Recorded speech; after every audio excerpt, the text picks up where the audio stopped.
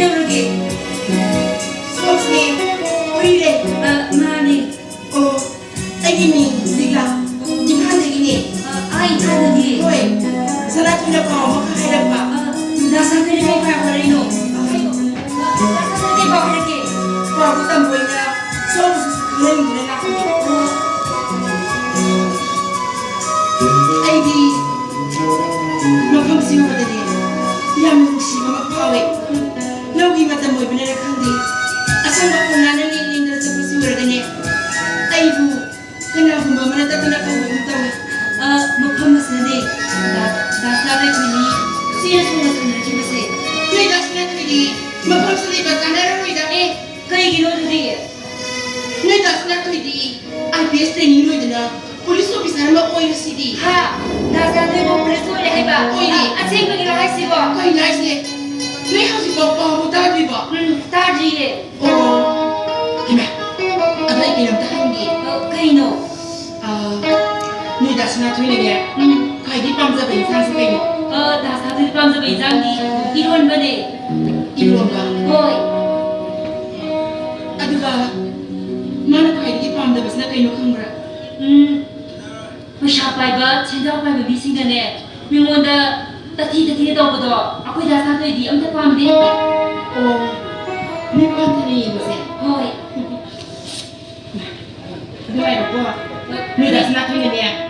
Nang giting na baga punta ko habi niya. Tawag ko. Kaya niya dasa na to yun po. Hoy, tawag ko. Hello? Hoy. Naging nasa nabidot kay Nerik. As masaka di ko kupazama. Hoy ba? Ado ay nangon na kayo ng hideaway ko.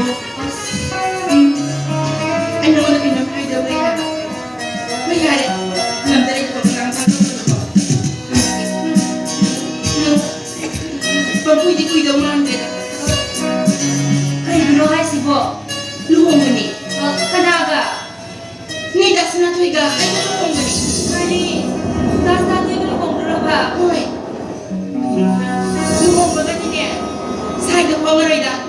Ipanda at ako. Tin mawara ka. Sama mo ni. Kaya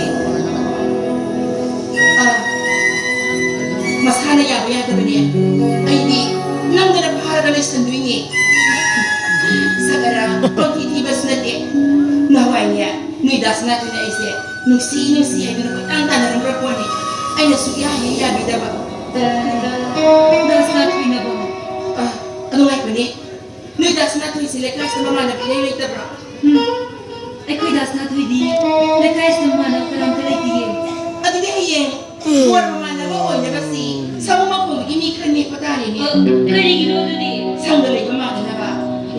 Nadas na ko ganyan. Kung masami na bagi kuno nga isbi na nagkundo ini. At ako atang ba? Mo kaya may labi sa sana ka. Tingon na sa ako gusto ko tabi na. Ato nga ko ni.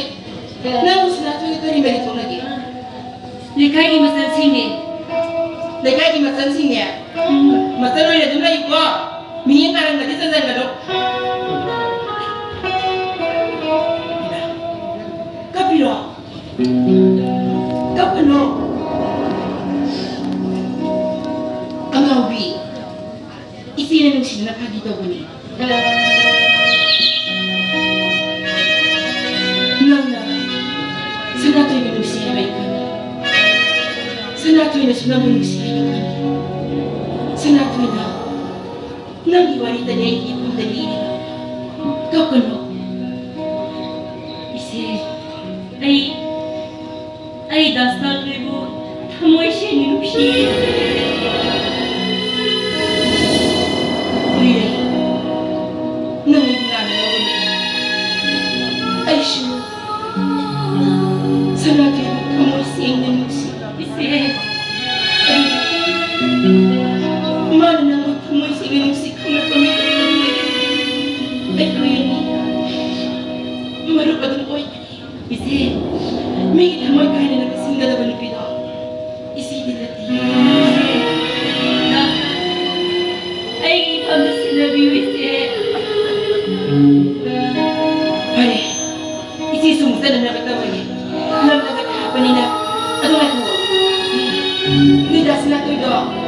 ngasi ay pung taramat ida flight da imphanda thungani haibini ha ekoi das ka toibu ngasi lakane haiba hoi adui phabu tam angi da ise le in kha ise adu ngai ise nagi da mat ise ne asam ko dor ko am ko kani nak sila sila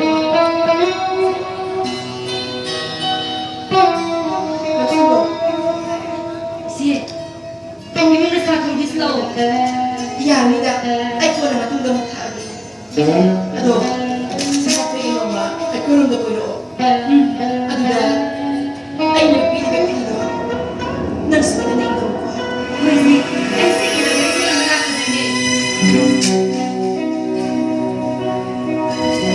Bimana kana mama ai khan da gini das na thoi da plasma na bor na ai imphanda gini sana thoi le le kai tu makta da gini oh isha sana thole le bele kai dito mak Loi, sana thoi sumai da ba ai pes training loi dina police officer ma oi na bani kari ai isha sana thole oi mama ai face police officer hoya oi ai ma digi ko ta ki man gitu na bima sing ko asi mani nasi yu ki pun dara ma thoi da flight imphanda soi da thunga ni hai bani phangani hai mama mashi ki puntara makida oi soi da yaura ni ma ai isha sana thole police officer hoya ba oi ya bani na nasi to ko tara kari no chanu ma thamina ro oi mama isi imuna sa ko isto ya ni sa ko isto ko ai musa lagi matung ko na lagi isi ada dai kuna matung do ko isi ko musa lagi ya di magoro yo ai isha sana thole IPS training loi dona police officer hoya ba nong da bapu aina namit kudingi nang bukatra kurum jaba aina ningi bu wakal sidadi tuman biu ko hadra ninjaba unamat na tuman bira ai nuara